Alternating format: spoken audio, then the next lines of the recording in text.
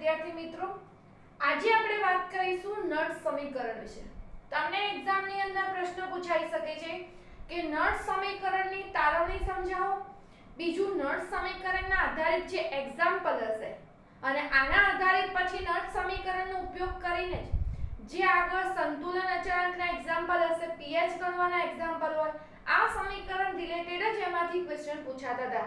એટલે એના પછીના જે વિદ્યુત રસાયણના જે દાખલા હશે એ દાખલા ગણવા માટે નળ સમીકરણનું સૂત્ર પણ ખાસ મહત્વનું સાબિત થશે।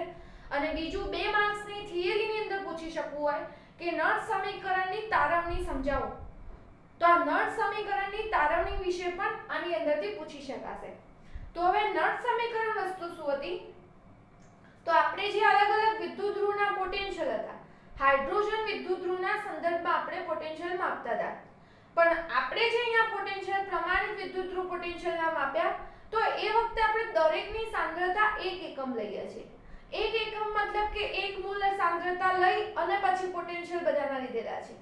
પણ દરેક વખતે એવું જરૂરી નથી હોતું કે દરેક જે વિદ્યુત વિભાજ્યનું દ્રાવણ લીધું હશે, દાખલા તરીકે CuSO4 નું દ્રાવણ હતું અને કોપર ધાતુની પટ્ટી ડૂબાડી તો સાંદ્રતા 1 મોલ જ હતી, પણ વ્યવહારમાં જે આપણે અલગ અલગ પ્રકારના કોષ કાર્યરત હશે વિદ્યુત રાસાયણિક કોષને, તો તેવા વખતે તેની સાંદ્રતા 1 એકમ હોતી નથી।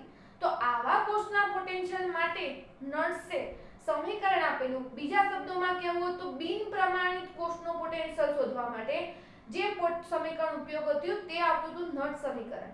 કારણ કે આગળનું જે આપણે E સેલ બરાબર E standard potential cathode minus E standard anode કરતા હતા, આપ તો ફક્ત પ્રમાણિત વિદ્યુત ધ્રુવ પોટેન્શિયલ વાપરેલો હોય, તમે સાંદ્રતા 1 મોલ લીધેલી હોય તો આ સૂત્રની મદદથી ગણી શકશો, પણ એવું જરૂરી નથી કે વ્યવહારમાં દર વખતે સાંદ્રતા 1 એકમ હોય। તો આવા વખતે નળસે જે સમીકરણ આપેલું, તો આપણે કોઈ બી વિદ્યુત વિભાજ્યનું દ્રાવણ હશે, અહીંયા Mn+ n ઇલેક્ટ્રોન મેળવે m સોલિડમાં ફેરવાશે, અર્થાત કે દાખલા તરીકે આપણે Cu2+ લીધા હોય તો Cu2+ 2 ઇલેક્ટ્રોન મેળવે અને Cu સોલિડમાં ફેરવાતા હતા। Fe2+ લીધા હોય તો Fe2+ માં 2 ઇલેક્ટ્રોન મેળવી Fe સોલિડમાં ફેરવાશે। પણ આવું કોઈ બી ધાતુ આયનના જે આપણે અલગ અલગ જલીય દ્રાવણના સૂત્ર વાપરતા હતા, એ કોઈ બી મેટલ આયન માટે લખવું હોય તો એના n+ ઇલેક્ટ્રોનો જેટલી સંયોજકતા હશે એની એટલા ઇલેક્ટ્રોન મેળવી અને શેમાં ફેરવાશે? સોલિડમાં ફેરવાતું હતું। આ વસ્તુ આપણે એના રિડક્શન પોટેન્શિયલના મૂલ્યો માટે આપણા માટે જાણીતી હતી। હવે વાત કરીએ કે વિદ્યુત ધ્રુવ પ્રક્રિયા માટે પ્રમાણિત હાઇડ્રોજન વિદ્યુત ધ્રુવના સંદર્ભમાં કોઈપણ સાંદ્રતા આપણે પોટેન્શિયલ માપી શકીએ। એટલે જો આપણે પ્રમાણિત હાઇડ્રોજન વિદ્યુત ધ્રુવનો ઉપયોગ કર્યો છે અને બીજા કોઈ અર્ધકોષનો પોટેન્શિયલ માપવું હોય, તો બીજા કોઈ અર્ધકોષનું પોટેન્શિયલ આપણે હાઇડ્રોજન વિદ્યુત ધ્રુવના સંદર્ભમાં માપી શકતા હતા, અને એના માટે નળસે સમીકરણ આપ્યું જે બિન પ્રમાણિત કોષ, ખાસ જે એની સાંદ્રતા 1 એકમ લીધેલી નથી એવા કોષ માટે નળસે પોટેન્શિયલ શોધવા માટેનું સમીકરણ આપ્યું। કોઈ પણ એક અર્ધકોષ લીધો હોય જે બિન પ્રમાણિત હોય અને જેનો આપણે પોટેન્શિયલ હાઇડ્રોજનના સંદર્ભમાં માપીએ, ત્યારે એના માટેનું નળસે સૂત્ર આપ્યું હતું કે દાખલા તરીકે પોટેન્શિયલ માપીએ છીએ તો એના માટેનું Emn+/m, કારણ કે Mn+ એટલા n+ ઇલેક્ટ્રોન મેળવીને એમાં ફેરવાયો, એમાંથી બરાબર E standard Mn+m -RT/NF ln જે આપણે log આધારિત લેતા હોઈએ છીએ તે, અને નિપજની સાંદ્રતા ભાગ્યા પ્રક્રિયકની કરતા આપણે એટલે m સોલિડની સાંદ્રતા ભાગ્યા આવશે Mn+ જે એક્વાયસ જલીય દ્રાવણ હતું તેની સાંદ્રતા। આ સૂત્ર નળસે આપેલું ખાસ ક્યારે? જ્યારે બિન પ્રમાણિત કોષ લીધેલો હોય, જેની સાંદ્રતા આપણને ખબર નથી એવા અર્ધકોષના પોટેન્શિયલ માટેનું નળસે આપેલું સૂત્ર ખાસ યાદ રાખવાનું। આની મદદથી આપણે આગળના બધા એક્ઝામ્પલ થિયરીની તારવણી કરીશું। એટલે બિન પ્રમાણિત કોષ હતો એટલે E Mn+/m, મતલબ દાખલા તરીકે Cu2+/Cu, Fe2+/Fe જે આપણે જે તે ધાતુ આયન માટેનું સૂત્ર, એનો પ્રમાણિત રિડક્શન પોટેન્શિયલ, પ્રમાણિત રિડક્શન પોટેન્શિયલના મૂલ્યો તો હાઇડ્રોજનના સંદર્ભમાં 298 કેલ્વિન તાપમાને 1 બારે આપણે જાણીતા હતા, તે લખવાનો -RT/NF। આ હતો વાયુ અચળાંક જે આપણે 8.314 જૂલ કેલ્વિન સ્મોલ ઇન્વર્સ લેતા હોઈએ છીએ તે આવશે। T તાપમાન આવશે 298 કેલ્વિન તાપમાન જે લેતા હતા n હશે, n આવતું તો જે મેળવેલા ઇલેક્ટ્રોનની સંખ્યા હશે, જે આપણે n તરીકે ઇલેક્ટ્રોન, દાખલા તરીકે 2 ઇલેક્ટ્રોન હોય, 3 ઇલેક્ટ્રોન હોય તે, અને f આવશે ફેરાડે અચળાંક, જે આપણે 96500 લઈએ છીએ, કો તો 96487 એનું એક્ઝેક્ટ મૂલ્ય હતું, પણ એપ્રોક્સિમેટ f બરાબર 96500 કુલમ એકમ કુલમમાં લેવામાં આવતું હોય છે. ln જે ધાતુ આયન બન્યો એની ધાતુની સાંદ્રતા ભાગ્યા mn પ્લસ જે ધાતુની દ્રાવણ હતું તેની સાંદ્રતા. આ m સોલિડ એટલે કોપરની ધાતુની પટ્ટી હોય તેની સાંદ્રતા, અને mn પ્લસ મતલબ જેના જલીય દ્રાવણમાં ડુબાડેલી હતી તે જલીય દ્રાવણની સાંદ્રતા આવશે. હવે બીજી વસ્તુ, અહીંયા જે સૂત્રમાં કિંમત આવતી હશે, આ કિંમત હતી ધાતુની સાંદ્રતા, મતલબ ઘન સ્થિતિમાં ધાતુ હોય, કોપર ધાતુની પટ્ટી હશે જે આપણે વિદ્યુત ધ્રુવ ડુબાડેલો હતો, પછી આવશે Fe ની ધાતુની પટ્ટી હોય, પણ ઘન પદાર્થની સાંદ્રતા તો કેવી રહેતી હતી? અચળ રહેતી હતી, કારણ કે ઘન પદાર્થની સાંદ્રતા એટલે એની ઘનતા કહેતા હતા, અને ઘનતાના મૂલ્યો અચળ હતા, એટલે ઘનતાનું મૂલ્ય આપેલ તાપમાને તો બદલાતું નહોતું, એટલે આ પદ કેવું થઈ જશે? અચળ પદ થતું હતું. એટલે અહીંયા જે આપણે ઘન પદાર્થ જે m સોલિડની સાંદ્રતા બતાવીએ છીએ એના બરાબર 1 લેતા, કારણ કે કયો પદાર્થ હતો? ઘન પદાર્થ હતો, અને ઘન પદાર્થની સાંદ્રતા શું રહેતી હતી? અચળ રહેતી હતી. હવે અર્થાત આ સૂત્ર આપણે જો લખવું હોય તો હવે લખી શકીશું E mn+/m E standard mn+/m બરાબર -RT/NF ln 1/mn+aqueous. મતલબ કે ફક્ત આપણે કોનું? જે જલીય દ્રાવણમાં આપણે ડુબાડેલું છે ધાતુ આયન, જે જલીય દ્રાવણમાં ડુબાડેલું હોય તેની જ સાંદ્રતાની આપણને જરૂરિયાત રહેશે. એટલે નળસે આપેલું સૂત્ર જે તે અર્ધકોષના પોટેન્શિયલ બિન પ્રમાણિત સ્થિતિમાં હાઇડ્રોજન વિદ્યુત ધ્રુવના સંદર્ભમાં નક્કી કરવા હોય તો હાઇડ્રોજનના સંદર્ભમાં આ રીતે અલગ અલગ અર્ધકોષના પોટેન્શિયલ નક્કી કરવા માટેનું નળસે આપેલું સૂત્ર હતું. આ વાયુ અચળાંક હતો 8.314 આપણે જે કિંમત લેતા હતા, T તાપમાન 298 કેલ્વિન, n જે ઇલેક્ટ્રોનની ફેરફાર થતો હશે, ગુમાવેલા અને મેળવેલા ઇલેક્ટ્રોન જે હશે એની સંખ્યા, અને f હતો તે ફેરાડે અચળાંક. હવે આ જે બે સૂત્ર હશે, આ બંને સૂત્રો આપણે લખીશું ગેલ્વેનિક કોષ માટે, અને ગેલ્વેનિક કોષ માટે જે E સેલના મૂલ્યો શોધવા માટે આપણે ઉપયોગમાં લેતા હતા, તો આ જ વસ્તુ આપણે અહીંયા સાબિતી હવે અહીંયા સમજાવવાની રહેશે ગેલ્વેનિક કોષના આધારે. ગેલ્વેનિક કોષની અંદર આપણે કેથોડ લીધો હતો કોપરનો, અને એનોડ લીધા હતા આપણે ઝીંકનો. તો કેથોડ માટે અને ગેલ્વેનિક કોષ માટે આપણે નળ સમીકરણનો ઉપયોગ કરીશું. તો આ જ વસ્તુ જ્યારે આપણે ગેલ્વેનિક કોષ માટે લખીશું, તો ગેલ્વેનિક કોષ માટે, અને એમાં બી ખાસ કોના માટે લખીશું? કેથોડ માટે, કારણ કે આપણે કેથોડ કોનો લીધેલો? CO નો લીધેલો. બિન પ્રમાણિત સ્થિતિમાં આના માટે લખતા હશું ત્યારે E Cu2 + Cu, કારણ કે કેથોડ આપણો કોપર હતો, બરાબર E standard Cu2 + Cu minus RT/NF. હવે અહીંયા ખાસ ધ્યાનમાં રાખવાનું, કોપરની અંદર Cu2 + 2 ઇલેક્ટ્રોન મેળવી, આપણે હાલ જ જોઈને Cu2 + 2 ઇલેક્ટ્રોન મેળવી અને Cu સોલિડમાં ફેરવા દો. તો n એટલે ગુમાવેલા મેળવેલા ઇલેક્ટ્રોનની સંખ્યા હતી, તો n મેળવેલા ઇલેક્ટ્રોનની સંખ્યા હતી, તો આના માટે લખતા હો તો આપણે કેટલા ઇલેક્ટ્રોન લખી શકશું? 2f ln 1/Cu2+ ની સાંદ્રતા. ખરેખર આ પ્રમાણે સૂત્ર લખ્યું તો અહીંયા Cu સોલિડની સાંદ્રતા આવે, પણ કોઈ બી ઘન પદાર્થની સાંદ્રતા 1 એકમ લેતા હતા, ઘનતાના કારણે અચળ હતી, એટલે અહીંયા કિંમત 1 થઈ ગઈ. તો આ વસ્તુ આપણે કેથોડ માટે લખ્યું, ગેલ્વેનિક કોષની અંદર કેથોડનું સૂત્ર. હવે જો આ સૂત્ર આપણે એનોડ માટે લખવા માંગતા હો, તો એનોડ માટે સૂત્ર લખાશે E Zn2 + Zn. ગેલ્વેનિક કોષમાં યાદ કરજો, એનોડ આપણે ઝિંક ધાતુનો લીધેલો, તો આના માટે E standard Zn2 + Zn minus RT/2f. ફરીથી અહીંયા n ની કિંમત કેટલી થશે? 2 થશે.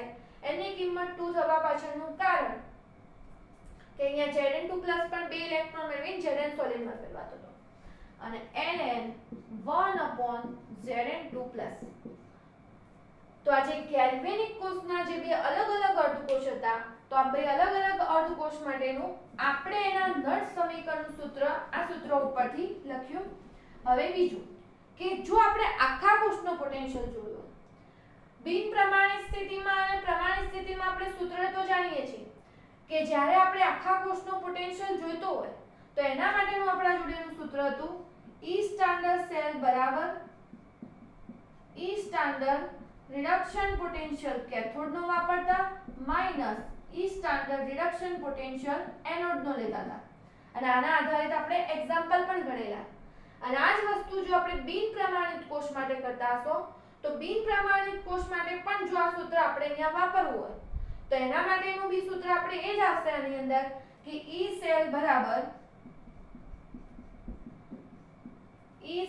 જે બિન પ્રમાણિત કોષનો reduction potential cathode minus E reduction potential કોનો હશે એનોડનો. તો હવે આખા કોષના પોટેન્શિયલ માટે E સેલ માટે આપણે કિંમત લખીશું. તો ચલો પહેલી લખીશું કેથોડ માટે. હવે કેથોડ માટે લખતા હતા તો કેથોડનો E મતલબ કે અહીંયા વેલ્યુ કોની આવશે અહીંયા ECU2+/Cu કારણ કે કેથોડનો રિડક્શન પોટેન્શિયલ એટલે આવ્યો હતો minus E reduction potential anode. એનો લખશો એટલે અહીંયા કોનો હશે EZn2+/Zn ની કિંમત. એટલે આ જે કિંમત હતી રિડક્શન પોટેન્શિયલ કેથોડ, જેવી રીતે અહીંયા પ્રમાણિત સ્થિતિ માટે અહીંયા કિંમત લખતા એ જ રીતે બિન પ્રમાણિતમાં લખીએ તો E સેલ બરાબર E reduction potential cathode minus E reduction potential anode. Cathode એટલે ECU2+Cu, એનોડ એટલે EZn2+Zn.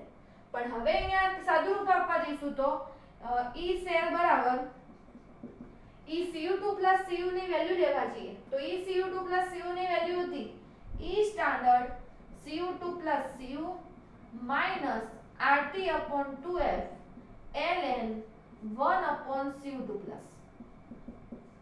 આ કિંમત થઈ ECU2+Cu ની માઈનસ, હવે અહીંયા માઈનસ આવતું હોવાથી આપણે કૌંસ કરી દઈશું જેથી ચિહ્નો બદલતા આપણને ફાવે.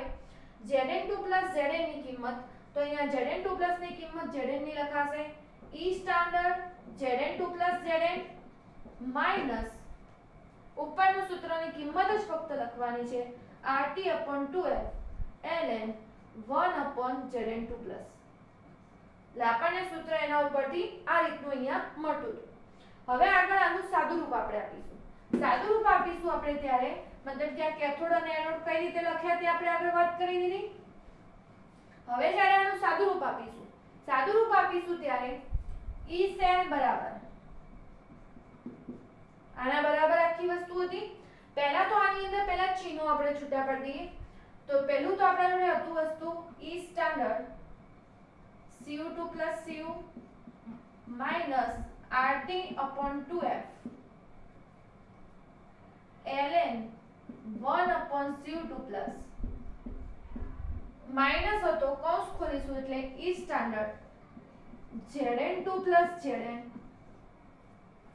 માઈનસ હતો ઉલટાઈ જશે પ્લસ ચિહ્ન બદલાઈ જશે કૌંસ ખોલતા RT/2F ln 1/Zn2+. એટલે અહીંયા માઈનસ હતો કૌંસ ખોલે એટલે ચિહ્ન બદલાઈ ગયા, પ્લસ માઈનસ થઈ ગયું, માઈનસ હતું પ્લસ થઈ ગયું. હવે સરખા પદોને નજીક લાવીશું. સરખા પદોને નજીક લાવીએ તો E સ્ટાન્ડર્ડ Cu2+Cu આર્યુ પદ અહીંયા આવશે એટલે E સ્ટાન્ડર્ડ Zn2+/Zn. એટલે આ પ્લસ ને માઈનસ બંનેના પ્રમાણિત રિડક્શન પોટેન્શિયલના મૂલ્યોને નજીક લાવી દીધા. હવે આગળ જોઈશું અહીંયા RT2F પ્લસ વાળું મૂલ્ય નજીક લાવીએ RT/2F ln 1/Zn2+ minus RT2F ln 1/Cu2+. એટલે આટલું કિંમત. હવે અહીંયા જોજો ખાસ આ જે સૂત્ર લખેલું છે આમ જોવા જઈએ તો સૂત્ર કોનું થાય છે E reduction potential cathode minus E reduction potential anode. Standard બંનેના E standard potential reduction potential કેથોડનો E standard reduction potential Zn નો. મતલબ કે એક ટાઈપનો શું હતો E સ્ટાન્ડર્ડ પોટેન્શિયલ આખા કોષનો. કારણ કે આપણે પ્રમાણિત કોષ માટે E સ્ટાન્ડર્ડ સેલનો કિંમત લખતા હોય તો કેથોડના સ્ટાન્ડર્ડ પોટેન્શિયલમાંથી ઝીંકના સ્ટાન્ડર્ડ પોટેન્શિયલને બાદ કરેલો હોય એટલે એક વસ્તુ અહીંયા આરી થઈ છે। હવે આની અંદરથી જે આપણને આર્યું સૂત્ર હતું RT2F ln 1/Zn2 RT ln 1/Zn2 વાળું સૂત્ર હતું તેની અંદર હવે આની અંદરથી દાખલા તરીકે આપણે કોમન નીકાળીશું બંનેમાંથી કોમન નીકળતું હશે સૂત્રમાંથી RT/2F હતું બંનેમાં આપણે કોમન નીકળ્યું હતું તો આપણે હવે સૂત્રમાં કોમન નીકાળીશું RT/2F RT/2F કોમન નીકાળીશું એટલે સૂત્ર બનશે ln Zn2 minus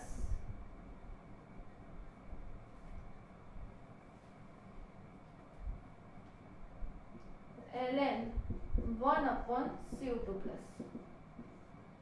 એટલે કે આ બંને પદમાંથી આપણે કોમન નીકાળી દીધા RT/2F ને હવે આની અંદરથી ln આપેલું છે અને ખાસ બાદબાકી આપેલી છે ln આપેલું હોય અને બાદબાકી આપેલી હોય તો લોગના નિયમ આપણે યાદ કરીશું ખાસ લોગના નિયમ પ્રમાણે આની અંદરથી એક જ મિનિટ આપણે અહીંયા પહેલા જોઈ લઈએ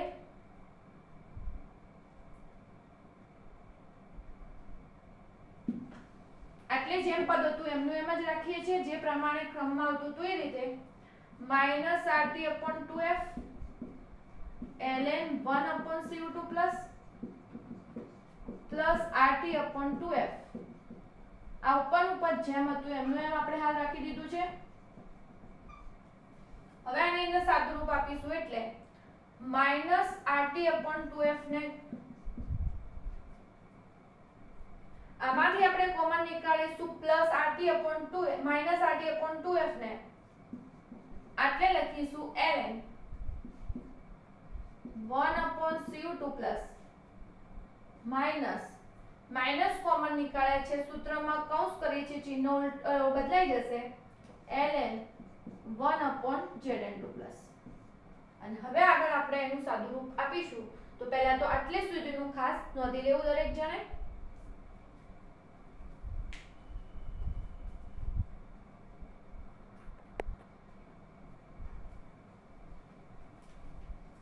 એટલે હવે આગળ સાદુરૂપ આપીશું તો થશે E સ્ટાન્ડર્ડ સેલ બરાબર -RT/2F ln ની અંદર બાદબાકીનો ભાગાકાર થશે એટલે ln 1/cu2 ભાગ્યા 1/Zn2 છેદનો છેદ અંશમાં જાય એટલે સૂત્ર થશે E સ્ટાન્ડર્ડ સેલ બરાબર -RT/2F ln છેદનો છેદ અંશમાં એટલે Zn2 ની સાંદ્રતા ભાગ્યા અહીંયા જે બી સાંદ્રતાઓ છે બધી સાંદ્રતાઓ ચોરસ કૌંસમાં લખેલી હશે અને સાંદ્રતાઓ ખાસ મોલ લીટર ઇન્વર્સમાં આવતી હોય ત્યારે આપણે ચોરસ એક કૌંસમાં Zn2 cu2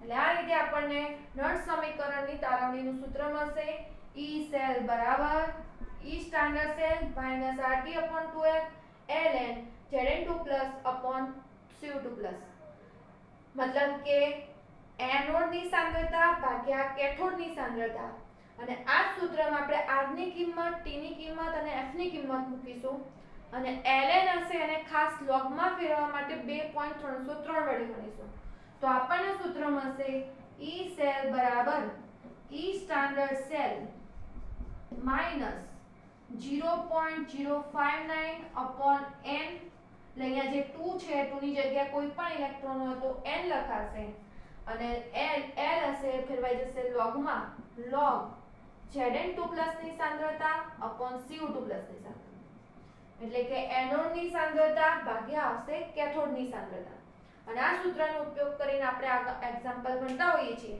આ તો ગેલ્વેનિક કોષ માટે છે એ રીતે આપણે અલગ અલગ કોષના બિન પ્રમાણિત કોષના પોટેન્શિયલ આ સૂત્રની મદદથી ગણી શકીએ છીએ બીજા કોઈ પણ કોષ માટે આ સૂત્ર ગણીશું ત્યારે E સેલ બરાબર બિન પ્રમાણિત કોષ માટે E સ્ટાન્ડર્ડ સેલ હવે આ E સ્ટાન્ડર્ડ સેલ શેની મદદથી શોધીશું E સ્ટાન્ડર્ડ પોટેન્શિયલ કેથોડનો હશે માઈનસ એનોડનો રિડક્શન પોટેન્શિયલ દેશું જે આપણને રકમમાં આપેલા જ હશે 0.059 તો હશે જ, અપોન n એટલે જે ઇલેક્ટ્રોનનો ફેરફાર થયો હશે, log જ્યારે જે અર્ધકોષ આપેલો હોય એનો એનોડની સાંદ્રતા લખવાની, જે અર્ધકોષ આપેલો હોય એના કેથોડની સાંદ્રતા લખવાની. આ દર વખતે અલગ અલગ એનોડ કેથોડ હશે, પણ યાદ રાખવાનું અંશમાં એનોડની સાંદ્રતા આવતી હશે, છેદમાં શેની આવતી હશે? કેથોડની સાંદ્રતા. આમાં ખાસ ભૂલ ના થાય, સાંદ્રતા મોલ લીટરમાં હશે, પોટેન્શિયલ હશે જે વોલ્ટ એકમમાં. હવે પછીના લેક્ચરની અંદર આપણે આના આધારિત બીજા એક્ઝામ્પલ ગણીશું, જેથી તમને આનો વધારે ખ્યાલ આવશે, ખાસ એનો ઉપયોગ કઈ રીતે કરવો તે. પણ સાબિતીના સ્ટેપ મેથેમેટિકલ છે, બિલકુલ સહેલી સાબિતી છે, પણ થોડું ધ્યાનથી એને એક બે વાર લખવાથી તમને ખાસ આવડશે.